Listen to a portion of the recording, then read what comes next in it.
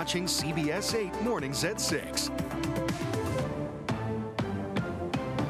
Good morning, and thank you so much for joining us here on this Wednesday. It's 6 a.m. I'm Eric Connors. And I'm Netta Irampour. And yeah, enjoy the morning hours because apparently things are about to crank up temperature-wise. Wow. Yeah, some of your inland temps are just hot, steamy. Right. Inland is where the heat is going to be felt in particular. So temperatures are going to be climbing county-wide, but at the mountains, the deserts, those are two spots where we're watching for dangerously hot conditions as we get toward the later portion of the week. Thursday, Friday expected to be the hottest days, but even this afternoon, 93 across those inland valleys, 96 on average for the mountains and 111 for the deserts. The coastline is really the only comfortable place to be at 78 as the afternoon comes around. Now, what we're going to be watching for is plenty of fog to start off the morning and then sunshine developing as we get toward about mid-morning. So sunrise isn't until 6:16. In the meantime, it's very gray out there. Visibility is reduced in Carlsbad and Miramar, below a mile, 6 miles of visibility in Oceanside and 3 out at Brownfield.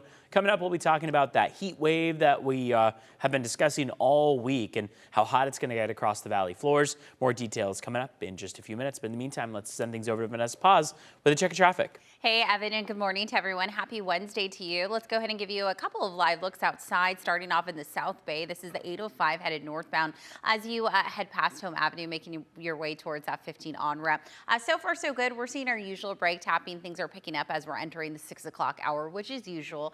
This is the 5 in both directions coming at your screen is southbound at Genesee Avenue. Right side is at northbound drive. All right, look out for a stalled car in the fast lane. This is on the Coronado Bridge, headed westbound towards the toll booth onto the island. And you can see that it's slowing things down coming in from the National Avenue area, Barrio Logan, as you head out west right now on the bridge. We also have reports of a brush fire on the 805 south at 8th Street. That's not causing any slowing, but it could as long as it's active and fire crews are putting it out. Again, that's on the 805 south right at 8th Street, the opposite way of where most folks are going. But if you're traveling northbound, you may want to look out for that.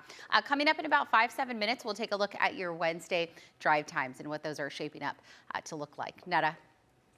Okay, thank you very much, Vanessa, for that. And coming up here at 8 o'clock this morning and 2 hours from now, Mayor Todd Gloria and County Supervisor Paloma Aguirre will unveil new warning signs at 2 major Tijuana River Valley sewage hotspots. And this comes as the county has taken on a bigger role in the cross-border sewage crisis, which, as we know, has been a problem for decades now. CBS 8's Regina Yarita live near the border with the details of all this. Good morning.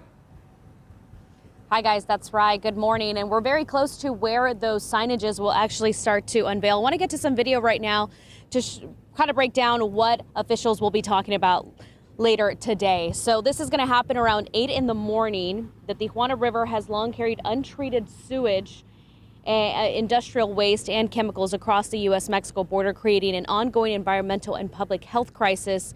Recent studies and case reviews by health officials have documented dangerous hydrogen sulfide and other toxic gas emissions near polluted sites. It raised concerns for residents, visitors, and outdoor workers. So today, Gloria and Aguirre will unveil that new warning sign at 2 major Tijuana River sewage hotspots to alert residents of the dangers of toxic gases and contaminated air. So take a listen to what Aguirre told us earlier this week. Signs are just one step, but they represent our commitment to protect the people of this community, the people of South Bay. And so again, we'll be covering this press conference as it's happening. Once officials start to get here, we'll bring you the latest details. But for now, Netta and Eric, I'll send it back to you. Regina, thank you for that this morning. The search is on to find the driver who hit a pedestrian on El Cajon Boulevard and then just took off. It happened last night after 10:30 near Alabama Street. San Diego police say the pedestrian suffered head trauma. A clear description of the car has not been released. Today, another committee will hear a bill to redraw California's congressional map. The California Senate Elections and Constitutional Amendments Committee passed this yesterday. This bill is in response to a redistricting effort happening in Texas. It could help Democrats gain 5 seats in next year's midterms in our state. Final passage is expected tomorrow. Lawmakers want to put the new map before voters in a November 4th special election. California Republicans filed an emergency petition with the state Supreme Court saying Democrats violated the state constitution. California's redistricting plan only moves forward if Texas moves forward with its redistricting plan, which it is poised to do. The Republican-controlled state house is set to vote on new congressional maps today after they were advanced by a redistricting committee yesterday. The maps will create 5 new Republican-leaning seats. Democrats who had fled the state to prevent the vote are now under round-the-clock law enforcement escorts to ensure they will be present today. One lawmaker refused the escort and instead chose to sleep at her desk on the House floor. Back here at home, dozens of people living in National City are demanding stronger rent protections as housing prices continue just to skyrocket across the county. A lot of people struggling to pay their rent. Some brought their concerns before the city council last night. CBS 8's Chris Grow live in National City to tell us what they're specifically asking for and this fight that lies ahead, Chris. Yeah, good morning. And look, there was nothing on the agenda in regards to this topic yesterday, but they took the meeting as an opportunity to get their message across, to push for this discussion to be held. Take a listen to what some of these advocates and what some of these renters had to say last night. Really makes sense that in a city with 70% renters that there's not really any renter protections besides the statewide protections. And it just really goes to show the neglect of the city council and of the city historically to actually think about and meet the needs of residents here.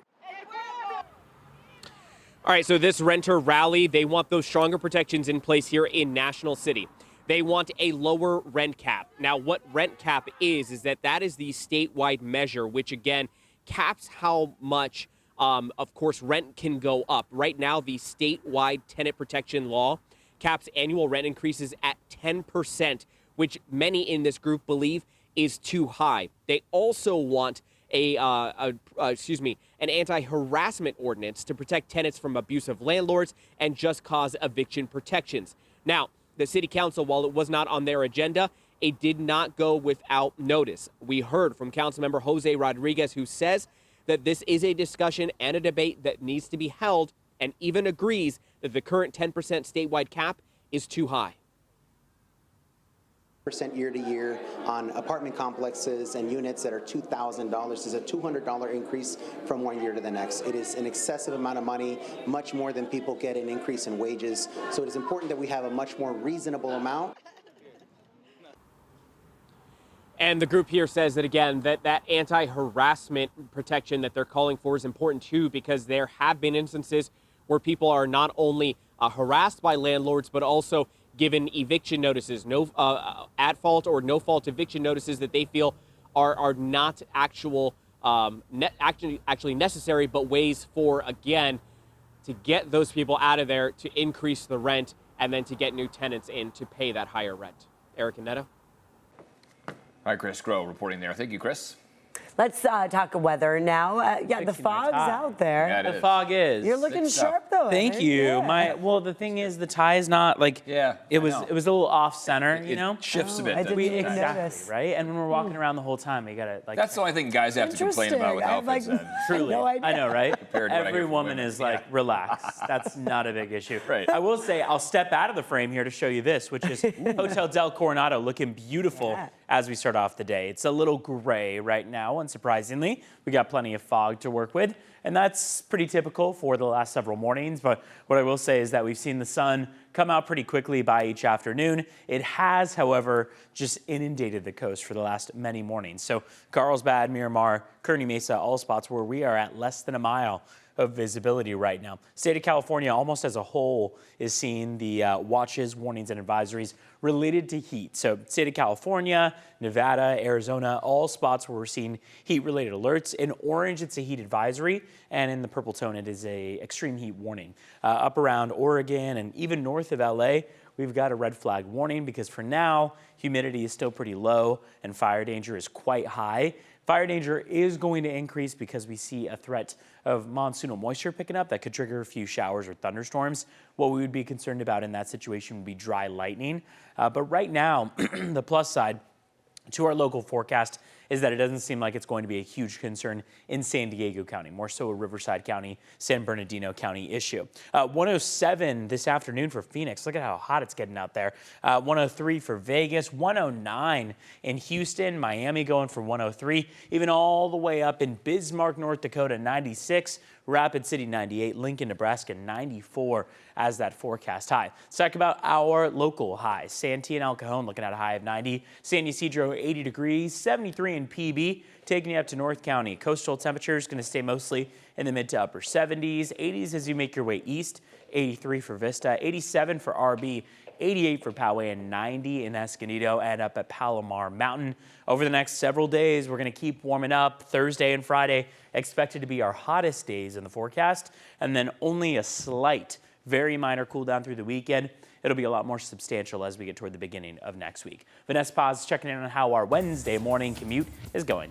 Hey, Evan. So at 6:10 is the time. Let's go ahead and give you a live look outside, and then we'll get into some of the hazards that we're tracking. So this is the 5 in both directions coming at your screen as that drive as you head northbound towards the curves into downtown San Diego. Meanwhile, this is the 5 in both directions right at Genesee Avenue. So far, so good, but we're still dealing with that dense fog out there, especially in the North County. Few and far between in terms of pockets, but it looks like it's stretching from the 5 all the way towards the 15 corridor. All right, we still have this car stalled, just stuck in the fast lane on the Coronado Bridge, and this is a hazard for anyone who's headed onto the island. Now, I am seeing a good amount of slowing in from Barrio Logan, that 5 freeway, as you transition onto the bridge. Speeds are now down to about 7 miles per hour, and in just a moment, we'll take a look at those travel times. Brush fire reported on the 805 South at 8th Street. All right, as we take a look, again, as I mentioned, the fog, that's what you see highlighted in the yellow here. As we take a look at some of your speeds in from Oceanside and Escondido, no major issues nor delays. And that goes for the 5 and the 15 this morning. Average speeds about 65, 75 miles per hour. Same deal out of Santee as well as the Mesa Grossmont area. And this is what it looks like coming in from Chula Vista National City. Our usual brake tapping as you transition towards the 15 on-ramp as well as the Coronado Bridge. That's also really slow because of that breakdown there. So here's what it looks like. It's still so far so good if you're traveling onto Coronado Island from downtown. That it looks like that stalled car, not really making things climb too much in terms of the drive times. 10 to 15 minutes is still what we're averaging coming in from Chula Vista National City this morning on the 5 as well as the 805. And here's what it looks like: 5 to 7 minutes on the 94, the 8, as well as a 52 for all of those drives headed westbound.